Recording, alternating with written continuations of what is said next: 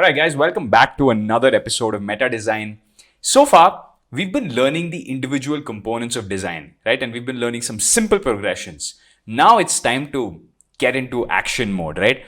Now we're actually going to be creating pieces in the next 3-4 episodes, and you're going to be learning hands-on how the different tools and progressions or how the different drills they come together, right? So this series now, this mini series, is about putting things together.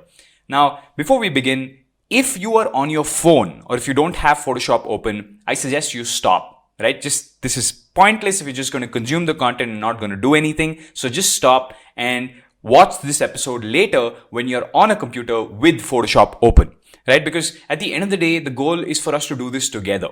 Every action that I do, everything that I make, I want you guys to be able to follow with me so that we're able to create together. Otherwise, it's a waste of time. You're just going to, watch this and then never do it again, right? So I want you to be able to follow along, consume 3, 4, 5-minute chunks, and then replicate the same thing on your Photoshop. So at the end of the day, you are learning things, right? We need to build your muscle memory so that you know simple things like how to use the transform tool or how to use layers, so that by the end of the 3-4 episode series, you are able to create some really basic but good looking stuff in this tool. So let's get started. So many years ago, one of the first pieces that I ever created was this recreation of Nike's really old shoe ad. So they had this picture of a shoe which looked really cool in front of blocky text, and I remember seeing it on one of these design websites, and I said, I want to create that. And I copied that and I put that in Photoshop and I tried to create it unsuccessfully. It took me 3, 4, 5 days to put something that looks similar. I was just playing around with every tool in Photoshop. I was making a mess and an embarrassment of myself. But over time, I created something reasonable, and I thought, why not put you through exactly what I put you through? Right? Take the exact same image or a similar image. I couldn't find the exact one, but a similar image, and see if I can replicate it so that you guys on the other side can feel the same things I felt when I was using Photoshop for the first time. So I've been in your shoes and I'm trying to see if, I can take the same thing from my story and make it part of your story. So in this episode, we're going to make something fun. We're going to make something that I've created many years in the past, and we're going to do it together. So let's get started, right? The first thing to do is to go to your browser, and what I like doing, especially when I like looking at design inspiration, is I go to dribble.com. That's dribble.com. And for now, I made a search for shoes. And as you can see, you see this distinct style, right? You see this one here, which is, this background with the shoe on top of it, with a little bit of text. And you'll find it again and again, right? This is somewhat of a recurring pattern on Dribbble. So you can see it again here, a little bit of text, the shoes, the good looking shoes. You can see it here with some blocky text in the back. It's a common style, right? It's a common e-commerce style which Nike made popular. So let's copy that, or let's make something similar. So the first thing we're going to do is we're going to go to Google, and I just looked for Air Jordan. You can look for any shoe. Just make sure when you're looking for this, click on tools, click on size, and click on large. Because if you're not looking for large images, you're going to have a small image and it's going to be problematic. So we don't want that. So let's get some good looking shoes, right? So I think I already opened one. So yeah, I went to this website. I found this. Just copy this image, and I'm going to go to Photoshop. I'm going to click on File, New. We're going to do 1400 pixels into 1400 pixels, resolution of 72. We're going to do RGB mode, and we're going to create. I've already copied, so I just need to paste. So that's Command V or Control V on a computer, right? So I've pasted this here. It looks wonderful. I'm just going to, not going to do anything. I'm just going to zoom in with the Control plus button, right? So zooming in a little bit. What we're going to do first is we are going to cut this shoe out of its background. And you guys probably already know how to cut things out, but we're going to do it again, right? So the first thing I go to do is click on the pen tool, right? I'm going to change it from shape mode to path mode, right? We're not creating a shape. We're just using this to cut out things. So I click on path mode, and I'm going to start drawing around the shoe, right? Or I'm going to start using the pen tool around the shoe. So I'm going to click here, click here, and then drag. As you guys know, hold and drag. And then I'm going to hold the Alt key to break the curve, and then I'm going to do this again, right? So Let's just slowly do this. This is usually a time consuming process even for people who've been doing it for a while, but it's okay. It might take you a little longer. This is a little bit of experience that speeds things up. And you don't need to cut everything, right? If you don't cut, you get this curve. I'm going to Command Z. That's to undo. I'm going to cut the curve. But sometimes you might want to continue the curve. That's bad. That didn't fit right so well. And it's a matter of practice. You can do this, and then as you can see, the curve, I didn't cut the curve, so it naturally continued to move on. Let's move this to the side. Let's get this. I'm cutting the curve here. Just doing this. Right? I'm holding Alt and I'm cutting that curve. That's how it's being cut. Otherwise, you're just going to get a lot of, really curvy, overcorrected things. For those of you that want to know more, just go to Google and look for Bezier curves. That's Bezier curves. You'll know a little more of how these curves work. Might be useful to some of you. All right, so this is slow, time-consuming process.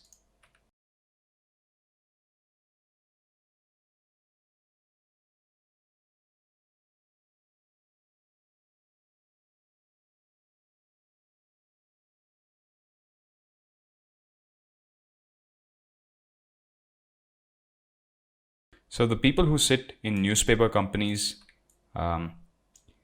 who have to cut out pictures of celebrities for the morning news, they have the hard work, man. They have really hard work. Sucks to be them. And a lot of people say, hey, you can just use the quick selection or one of that. And here's my advice, right? 1 decade of advice. It's not accurate, and it will never look good. All right, so I close the curve. I have the pen tool done, and as you can see, we've pen tooled the entire thing. Now all you have to do is right click, and you click on make selection, right? You make selection, press OK, and all you have to do now is click this button here, which is create a layer mask. Another way to do this, and a little more convenient way to do this, let me just show you what that is. I'm just going to undo. When you have this, just right click and say create vector mask. And that does pretty much the same thing, except it keeps the actual bullet point. It keeps the actual anchor point. So if you want to change something, you can just go right here, right click this.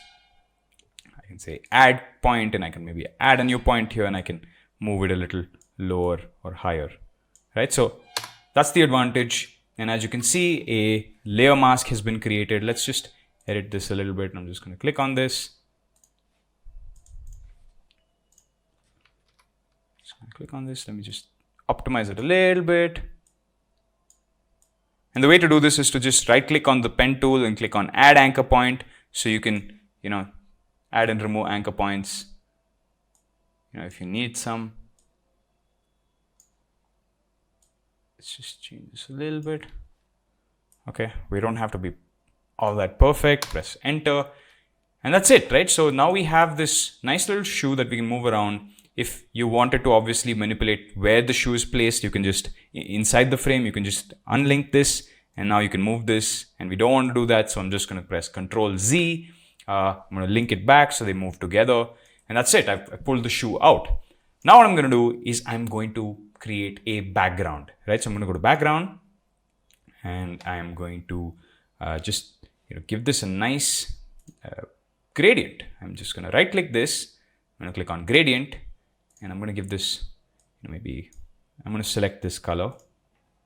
And whenever you're on a color picker, as soon as you move to the canvas, you can pick any color you want. So I'm just going to pick some light colors. Pick this. I'm going to pick the same color, except I'm going to do it in a lighter way, maybe a little more bluish. Okay, so this should be good enough. And this is not, this is on, I think, circular gradient, so I'm going to make it linear gradient, and I'm going to hold the shift key just to make it look cooler. And as you can see, actually I'm going to do this upside down. Yeah, and as you can see, we made a nice little gradient on the background. So I'm going to click on the move tool. That's V on the keyboard if you want. And I'm going to click on the layer. I'm just going to move it, make sure it's a little perfect. And now what I'm going to do is I'm going to transform it. So that's Command or Control on the Windows plus T. And I'm just going to, give this a little bit of a movement effect. Actually, let's add to that. Rotate it, go outside the zone, rotate it. Now what I'm going to do is I'm going to add some text. So I'm going to click on the text button. I'm going to say running. Now you can't see it because the foreground color is purple. So what I'm going to do is I'm just going to click here on the properties, the color, and I'm going to make it white, right? And let's do something interesting. Let's use a font that's a little bit blocky. Let's use something that's big and heavy. I have this nice little font called Doc 11, which makes things a little blocky and you can't see it. So let's just make it bigger for now. Let's just click the text tool. Let's make this 100, right? And you can't see it because Doc doesn't have small letters. So I'm just going to select the entire thing. I'm going to rewrite running in large letters, and then what I'm going to do is I'm going to select Doc. Right? Because Doc has no small letters, that's why you couldn't see it. And as you can see, the word running is present. I'm just going to make this even bigger, right? Now what I'm going to do is I'm going to put this behind the shoe. So I'm just going to drag this behind the shoe. Doesn't that look interesting? Obviously, this R here doesn't look so great, but that's okay. It's a tutorial. Now I'm going to duplicate the running. That's right click, duplicate. Okay. I've duplicated the layer, the two running layers. I can move this down and I'm going to change the text here. Select this and call it shoes, right? And now what I'm going to do is I'm going to move this on top of the layer. So as you can see, I've created a little bit of, I'm going to make this smaller. As you can see, I've created this sort of 3D effect where, some text is behind and some text is in front. It just looks like the shoe is sandwiched between, two pieces of text. Let me make this smaller as well. Right? And now I think I should change the color of running this to maybe. Now what I want to do is I want to create a shadow. So I'm going to select the shoes layer and I'm going to click on layer styles and I'm going to click on drop shadow, right? So, and as you can see, a subtle shadow came out. That's because my opacity by default is set to low. I'm going to increase that. I'm going to increase the distance. I'm going to increase the size a little bit so it looks like there's a nice shadow. It's interesting. Just change the angle so that faces downwards. Make it a little subtler. All right, that looks interesting. So I'm just going to press OK. And as you can see, there's this nice shadow. I think it's too much. Let me just go back, click on drop shadow again. Reduce the distance. Okay, this looks interesting. So like I said, we have running shoes. I'm going to select running, go up a little bit. And by the way I'm doing it is right clicking and then clicking on running so that I don't have to click on the layers here, right? So we have this. And now what I'm going to do is I'm going to add, a little bit of maybe text. So what I'm going to do is I'm going to click on the rounded rectangle here and I'm going to create a small kind of panel or placard or something. And I'm going to press the enter button. Now to change this color, because of course the foreground color was purple, so you can't see it, just click here in the properties of the shape and click on, white, right? And we have this, this interesting thing here. And as you can see, both the whites are interfering with each other. So I'm going to right click the shoes layer, select it, move this higher, maybe reduce the opacity so that it's a little bit see-through. It looks really annoying. Let's keep that. This is fine. Now what I'm going to do is I'm going to go to the rounded rectangle and I'm going to give this a shadow. So I click on the layer styles, I click on drop shadow. And as you can see, a shadow was formed. I want this to be a lot more subtle.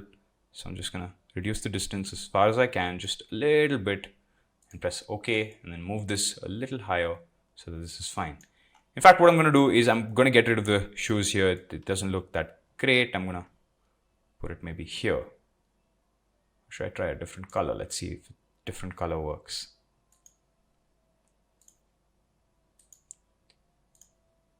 Let's see if this work.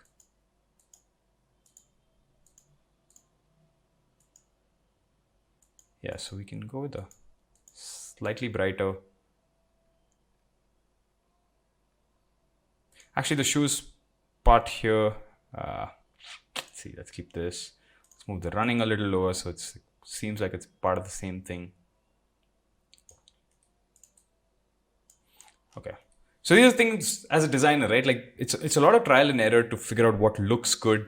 In fact, I'm going to move this so that these two are in line, this and this. And now what I'm going to do is I'm just going to go to this rounded rectangle. We have all of this. I'm going to click on the text tool and I'm going to draw inside this, right? And I'm going to change this maybe to a simple font. I like using the font Cera. It's C-E-R-A. You can download all of these fonts on the internet. Maybe you can, let's use an easier font. Let's use Arial, right? Most boring regular font ever. Italic. Let's go to, I don't know, 30 pixels. And as you can see, there's a lot of space. So we want to bring up the text panel and we want to make sure this is set to auto, right? The leading is set to auto. The tracking is also set to auto. And let's move this text here. Again, this is not supposed to be a tutorial where everything looks beautiful. Obviously some stuff's supposed to look beautiful, but I don't want to sit and download a font that's a tutorial on its own. We've got this text here. Now what I'm going to do is I'm going to give this text a gradient overlay, a layer style, right? So click on this function, click on gradient overlay. There's a gradient here. I'm going to get rid of this gradient. I'm going to use a simple one. And now what I'm going to do is I'm going to make this a little bit lighter, right? Now, if you ever have a gradient where, it's on the wrong side or you want it in the opposite direction, you can either change these things around or you can just click on the reverse, right? This is just, it makes your life a little easier. Let me give this text a little bit of a drop shadow. It's too far away. Let's just bring everything back. Let's give it a color of black. Right, just make it very subtle. Right? Just reduce the opacity. Very, very, very subtle. Again, doesn't have to be perfect. Move it a little higher. Right? And now what I'm going to do is finally I'm going to create a button.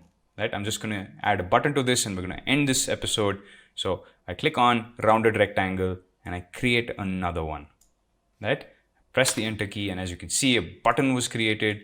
And this time, instead of manipulating, the properties, I'm just going to manipulate the layer styles. And here's one interesting thing to notice about Photoshop.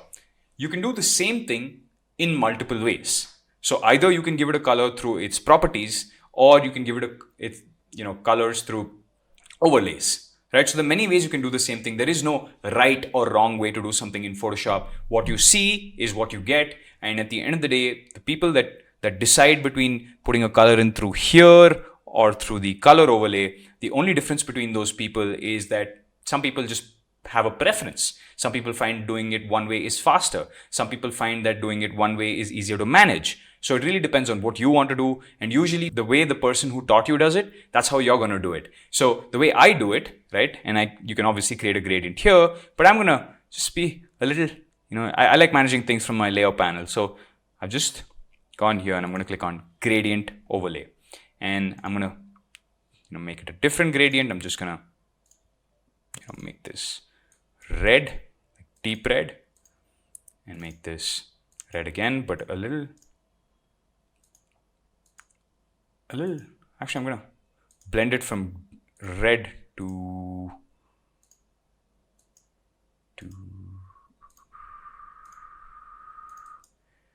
and red doesn't go with much. Right, I'm just going to select one of these, press OK. I'm going to set a small and light outer glow. Right, so I click on outer glow. I'm going to choose the, light red color, increase the opacity, increase the size.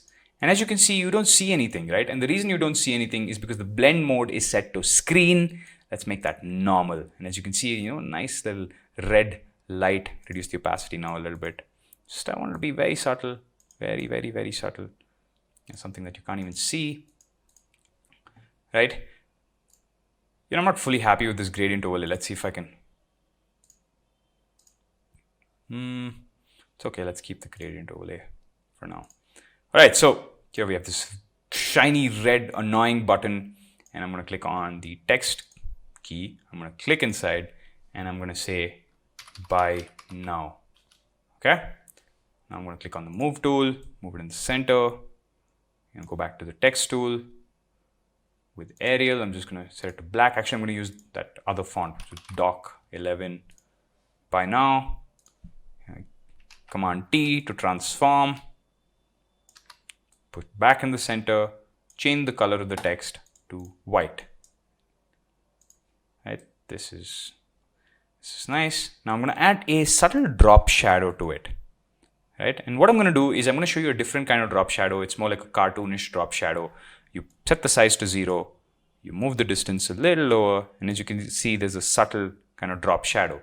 Now this doesn't go with the style that's below. It doesn't go with the outer glow. So let's change that outer glow. Let's go back to the rounded rectangle, which is the button. I'm going to click on the gradient overlay. Let's get rid of that. Let's get rid of the drop shadow. Let's get rid of the outer glow. And let's give this a drop shadow.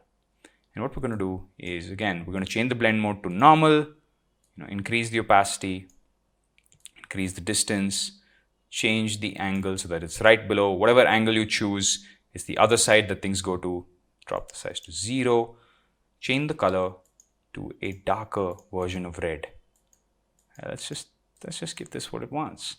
And drive the opacity fully up. And as you can see, this is now a very nice Fortnite-esque button, right? So again, this is all a little bit of experimentation that got us here.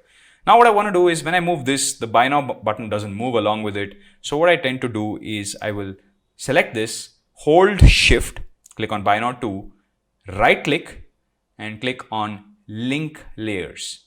And link layers allows you to move 2 layers together. So whenever I click on the rounded rectangle and I move it, it'll also move the buy now button. So, and whenever I want to find all the layers that are linked, I can just right click and say select linked layers, right? So now all the linked layers are selected. So it's easier for me to move things around, easier for me to manage. You could also create a group, this folder icon here, which creates a group, which allows me to move this together at once. But I prefer to use linked layers. Groups are not my thing. But when you get, when you start doing complex projects, you need to start using grouping. Otherwise, things can get really hard, really fast.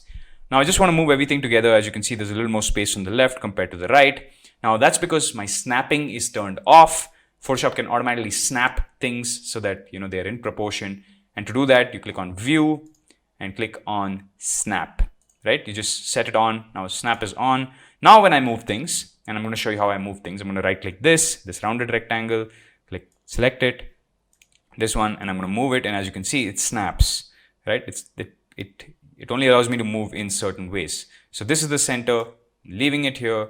Then I'm right clicking the text, moving it back. And as you can see, it started snapping. Very, very, very intuitive. Then I'm going to select this button, select the group, it'll snap. And as you can see, it's snapped to the center of this thing. Yes, that's exactly the center, leaving it there. Right clicking the shoe, right, moving it. And as you can see, it's fine. Right clicking the shoes, text. I'm going to get it right at the edge, running, going to get it right at the edge. And as you can see, my piece is done.